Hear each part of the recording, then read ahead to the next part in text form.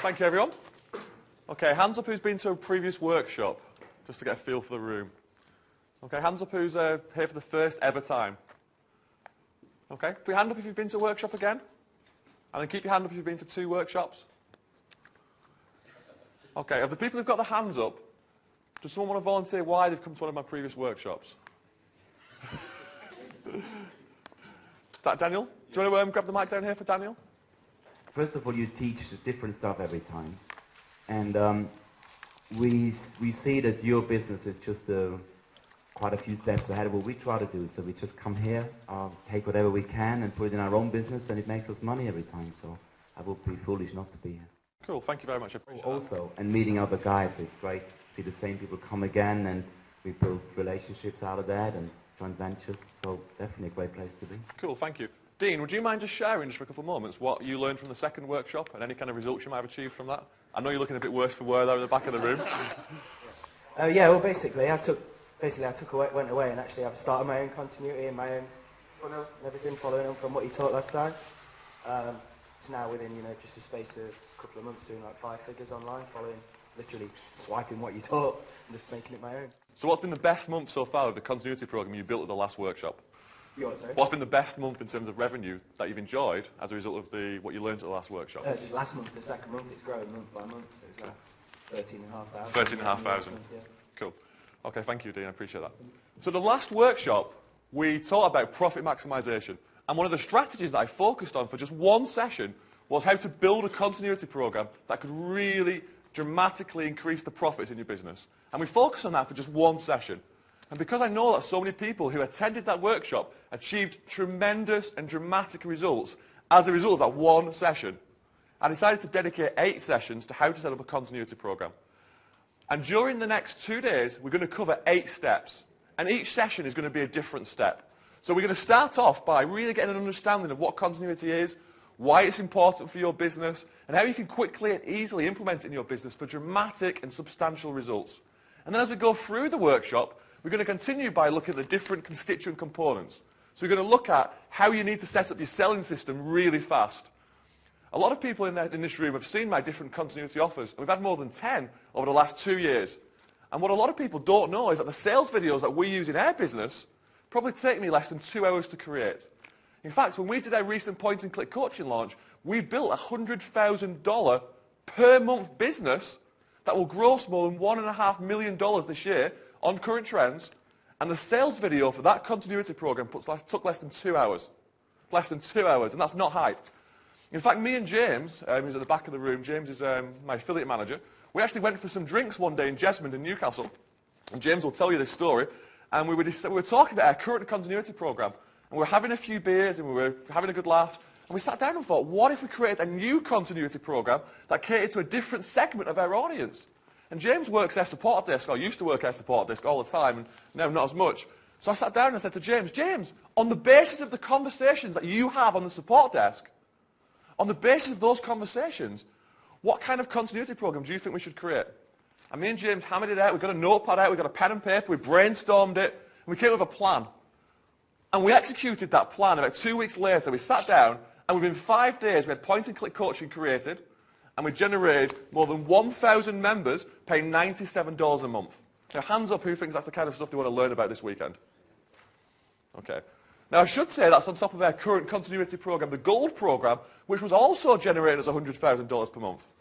Just to give you a little bit of an insight into the kind of mindset I have in my business before I go back to the topic area. Last night, we became aware that we were going to have a microphone problem this morning, and we knew there was going to be a massive issue. We knew we weren't going to have a proper mic. We knew they were running late. We knew that we'd made a mistake, basically, and we hold our hands up as a company we'd made a mistake. But rather than looking at that as this massive problem and getting in a huge panic, what did we do? We just thought, what can we do to fix the problem? How can we overcome that hurdle? And that's a really good lesson, because when we run our continuity program, we have all kinds of problems that you can't imagine. Hands up who've heard about the recent crackdown from PowerPay in particular in terms of the Visa MasterCard. Yeah, us too. And one of the things you'll learn during this workshop is that we actually got placed on 100% reserve for 4 weeks. Now, just put it into context, when you consider that our reserve topped $210,000 at one point about a fortnight ago, hands up who thinks that's going to be a quite stressful situation. We had nearly $250,000 in reserve with PowerPay. That's a lot of money. Bearing in mind we're paying our affiliates $30,000 every month as well. That really tested our reserves in our bank. It was a massive problem, but we overcame it, and we had the mindset that no matter what the problem was, we were going to overcome it, we were going to work really hard to do that. James will tell you the story about when we first launched our first continuity program, and we're trying to get our first merchant account. It took us weeks and weeks. Hands up who's ever had a problem trying to get a merchant account. Painful experience, especially if you're in the UK. What most people would do is just think, God, you know what, that's just too hard. I can't be bothered with that. It's just too much of an obstacle, and they'll quit. And the kind of problems we've had organising this workshop have been very, very similar. We've had all kinds of problems that you can't even imagine, but we look at them as opportunities to overcome. So we were talking about continuity programs and how it had a massive and dramatic impact on my business. And me and James sat down in a pub one day and we brainstormed this new point-and-click coaching program. And I said to James, look, what kind of program should we create for our customers? And he told me, he said, look, the most common question on the help desk is how to set up your website, how to register a domain, how to set up your autoresponder. And we realized that our current continuity program, our current gold program, didn't really cater for those needs. So on the back of that conversation, we brainstormed the new continuity program, and then bang, we implemented it really quick. And from start to finish, we had this whole launch organized in 5 days and then executed as well. Now, it wasn't a perfect launch by any stretch of the imagination. In fact, we didn't even contact our best affiliates to promote it for us, which obviously isn't ideal. There are affiliates in this room who I know would have promoted it if I contacted them, but we never did. We literally just created this program, we got it out there in the wide world, we then integrated our marketing and developed some evergreen traffic strategies, and very soon we had 1,000 active members paying us $97 a month. Now, hands up who'd like to learn about those kind of strategies. Okay, excellent. What I want to do now on the screen is just show you some of the results from implementing continuity in our business. So you can see when I first started lee-mcintyre.com, August 2007, we were kind of generating initially about $7,000 to $8,000 in monthly revenues. Pretty quickly, we kind of got to about $20,000 in that kind of ballpark. And then around about March 2009, we introduced our latest continuity program, or what was our latest continuity program, called the Gold Program. Can anyone see a dramatic and sudden increase in our business revenues around about that time? That was September 2009. Can anyone tell me why do you think I introduced another continuity program in November 2009? Anyone just want to shout it out? We don't need the mic, just shout it out. Why would I have done that? Because you're already getting something going. So use the momentum of it. I was already getting something going, I could use the momentum. And look at the dramatic and substantial results we had when we introduced continuity in our business in September. It was dramatic. So we introduced another continuity program. Hands up if you think our revenues went up as a result of the second continuity program. Hands up if you think they went down. Hands up if you think we might want to introduce another continuity program in the next few months. Hands up if you think we might want to introduce 3 or 4 in different markets by the end of this year. Absolutely. What I've learned over the last 2 years is that selling information products is by far and away the best way to make money online. But if your focus in terms of making money online is selling ebooks for $27 on ClickBank and that's it, then really you're very limited in terms of the upward potential you can achieve with your business. The big breakthrough for me was when I realized that selling $27 ebooks on ClickBank is a really good way to make a part-time income, maybe make a full-time income, maybe make a few $1,000s a month. But the massive and substantial breakthrough that I experienced was when I really understood that implementing continuity into my business could triple, quadruple, and multiply my income by a factor of 10 comfortably. And when I started understanding concepts like front end of my business and back end of my business, and when we started more aggressively selling back-end items and continuity programs, our business skyrocketed and we never looked back. And that's really what I want to share with you during this workshop. So here's what you can expect. During the 2 days, we're going to have 8 sessions, and each session will be a step. And during this first session, all I want to try and achieve is for you to understand the power of continuity and why you should implement it in your business. And then we're going to go through it sequentially. We're going to look at what you need to do first. How do you need to, what is it you do first? Then we're going to look at what you do second, and so on and so on. I'm going to show you how we create sales videos in 2 hours or less, and that's not hype. Hands up who saw my recent 497 offer, my coaching call offer this week that I sent out to my list. Hands up who saw that? Does anyone want to shout out how long they thought it took me to make that sales video? 14 minutes. The video was 14 minutes. It took 25 minutes to make the PowerPoint, no joke. It was one take, made the video, click save, upload, write the email, and then my team sorted the rest out. I'm going to show you how you can make sales videos like that. The point-and-click launch, which has put 1,000 people into the continuity program, we've got a 15-part prospect autoresponder sequence. How long do you think it took me to write that? Any ideas? 2 months? 1.5. Couple of years? No, an hour and a half. Hour and a half? Probably about 2.5 hours to write that sequence. Not joking. How many people here think we've been pretty prolific with our product development? Put your hand up. Put your hand up if you think we have a lot of products. Yeah, and you can see them all at the desk, and if you speak to James, I'm sure you can buy some as well. We make a lot of products and we work fast. And I really want to get that across to you during this workshop. So this session, I want you to understand the importance of continuity and why you really need it. And then I'm going to show you how you can implement it fast. And that's the thing. If you've got this kind of crazy mindset where you think to yourself, do you know what? I really want to succeed online and I'm going to spend a year writing my ebook and then I'm going to spend 6 months writing my sales page, then leave. Because you're wasting your time and you're wasting my time. But if you've got the mindset where you're prepared to do things really, really fast and achieve tremendous results, then stay, listen, and take action. Hands up if you agree with that.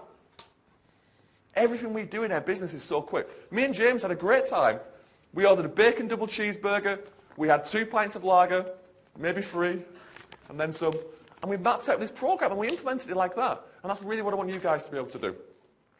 Let me just tell you about my timeline so you can understand where I've come from. Because I'm aware that most people in the room know who I am, but not everybody.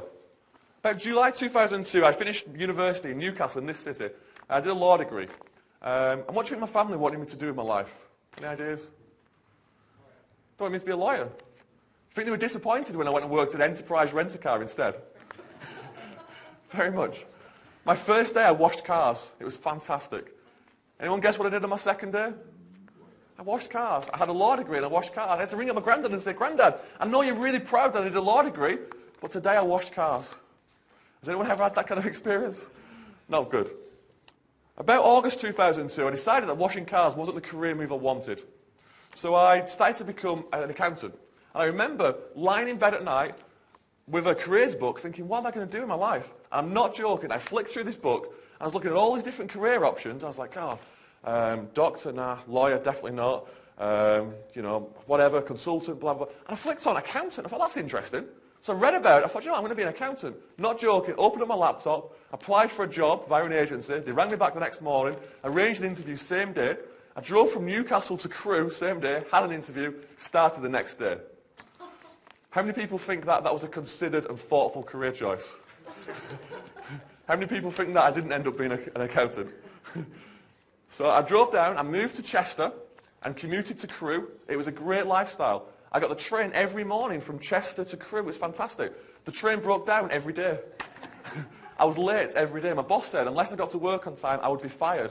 And I said, I can't because the train just doesn't come on time. He said, I don't care. He swore at me. So I bought a car. It was a Fiesta, a V-Reg Fiesta. Who's seen a picture of my V-Reg Fiesta in one of my videos? So I bought a Fiesta, about £800, and I drove to work. It lasted 3 months. During that 3-month spell, I nearly got fired about 8 times. I nearly quit twice. I went into the office and said, I'm leaving unless you give me a pay rise, and they said goodbye, and that was that. I left there December 2002, and in fact I started there December 2002, and then June 2003, I moved to another company as a trainee accountant again, because I had it figured out, guys. It was totally figured out. It was in the bag. Accountancy was for me, yeah, but actually it was just that place was crap, and I needed to go somewhere else. So I did. I went to work for a company called Tetra Pak in Manchester who make the cartons as a trainee accountant. Can anyone guess how long did I stay there for? 3 months? About 3 months, 4 months. They tried to fire me a few times. I tried to quit a few times, and we eventually went our separate ways. And then went and worked for another accountancy company because it's okay. Because I was born to be an accountant, but actually that place was no good. I moved to the new accountancy company. Can anyone guess how long it stayed there for? 2 months, about 2, 3, 4 months, something like that. Every time I moved job, I felt massively self-satisfied. I thought, yeah, I've made it. I remember speaking to my girlfriend at the time saying, I'm so lucky, I found a career that I love, I feel passionate about. And after about a week, I was bored and I was fed up and I changed jobs again. Now, hands up who's had that kind of experience in their life. When I speak to a lot of the people I work with online who are successful marketers, they tell me similar stories. They tell me that they were an entrepreneur and they went from one job to another job, to another job, to another job, and they could never make any of it work. Maybe they were good at some of them, or maybe they got fired, but really they just didn't like working for other people. Hands up who just feels like they just don't like working for other people. I'm glad none of my staff at the back put their hand up. That would be a problem. I just didn't want to work for other people. I decided that wasn't for me. And I was changing jobs all the time. Eventually, I decided to train to be a teacher. I quit my job as an accountant. I had 140,000 mortgage. I quit my job as a trainee accountant to go and apply for a PGC training course with no guarantee of getting on that course. I got on the course. They paid me a £6,000 bursary, not very much.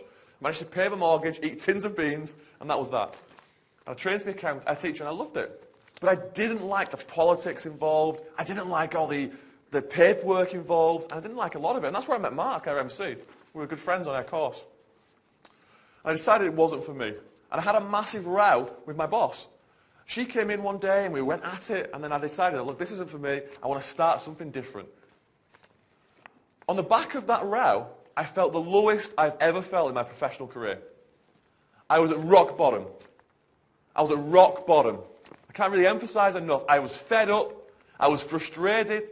I was working so hard. I felt I was the best teacher in the department. But she wanted me to do all this extra paperwork, and I didn't want to. I didn't see the point. Hands up who's ever felt like that.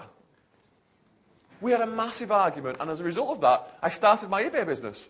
And my eBay business was selling teaching resources on the internet. And I was selling them for like £1, £2 at a time, making some really good pocket money. I did that for about a year. Figured out some stuff in our marketplace. And by the way, in our marketplace selling teaching resources, nobody had ever heard of digital delivery. Hands up here who knows what digital delivery means when you deliver a product digitally online. In that marketplace, nobody had. When we started delivering products digitally, people thought we were like wizards. They're like, oh, how can we compete with these guys? They've got all this technology at their fingertips. When we started using autoresponders, people were like, wow, it's like magic. And we did that for a while, and we started lee-mcintyre.com in July 2007. And you can see the results. You can see the revenue. But the real key breakthrough for us was setting up a continuity program. Let me just tell you a little bit about some of the thoughts that went through my head before I set up a continuity program. It's very important. I kind of emphasize this too. I thought in my head that continuity programs were bad. I thought in my head that aggressive selling was bad. I had the mindset that really selling really hard was something that I didn't want to do. And then when I had those kind of limiting beliefs, I used to make about $15,000 to $20,000 a month.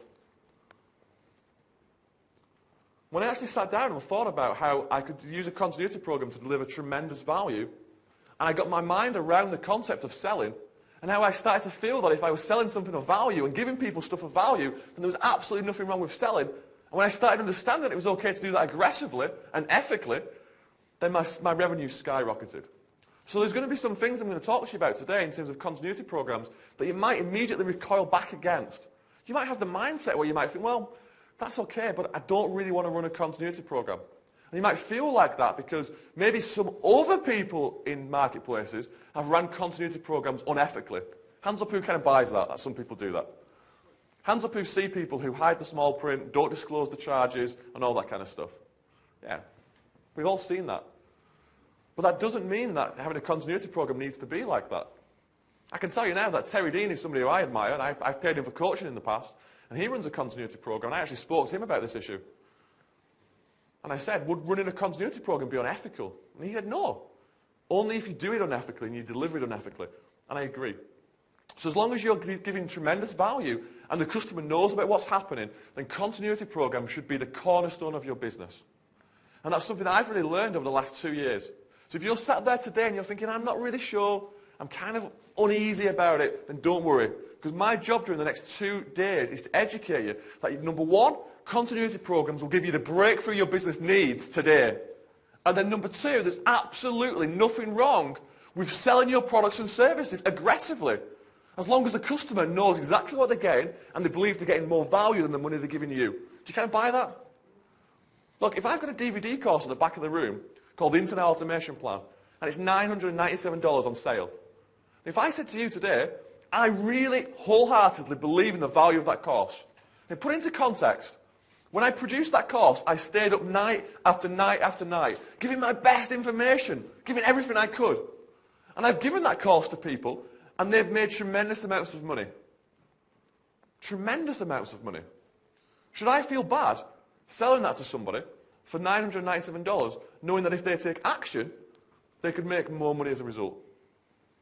Can everybody buy that? If you give people value, then there's absolutely nothing wrong with taking more money from them in return. Can people buy that? Put their hand up if they kind of agree with that. It's an even exchange. It's giving value. And that's really what I want people to think about. When you run your continuity program, as long as you're completely ethical and honest and upfront with your billing, then there's absolutely nothing to be afraid of. And during these two sessions, I'm going to show you exactly what I mean.